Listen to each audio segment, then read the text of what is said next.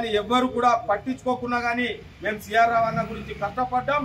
అదేవిధంగా ఈరోజు మీరు అసంటి లీడర్లని చేరగొట్టకండి, పార్టీని మీరు ఖరాబ్ చేయొద్దు దయచేసి. రేవంత్ అన్న ఈరోజు ఒక్క నిర్మల్ డిస్టిక్లో ఐక్యరెడ్డి మినిస్టర్ని కాకుండా ఎవ్వరు లీడర్లు వచ్చినా చేరగొట్టుకోవాలన్నా ఆయన అసంటి లీడరు.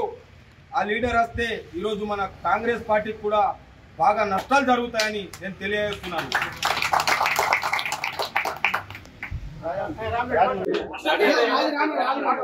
ఈరోజు సారంగపూర్ మండల కాంగ్రెస్ కార్యకర్తలు, మండల ఇన్ఛార్జీలు, పెద్దలు అందరి సమక్షంలో చిన్న డిస్ప్యూట్ పెట్టడం జరుగుతుంది.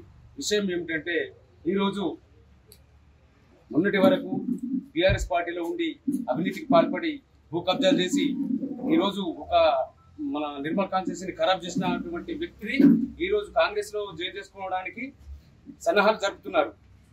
కాబట్టి ఇన్ఛార్జ్ మినిస్టర్ సీతక్క కానీ సీఎం రేవంత్ రెడ్డి కానీ అట్లాంటి నిర్ణయాలు తీసుకోకుండా ఎవరైతే కార్యకర్తలు ఉన్నారో వాళ్ళ అభిప్రాయాలను సేకరించి వాళ్ళ అభిప్రాయాలతోటే ఎవరిని చేర్చుకోవాలా ఎవరిని వద్దన్నది తెలుసుకొని దయచేసి మీరు కాంగ్రెస్ పార్టీలో చేర్చుకోగలరు.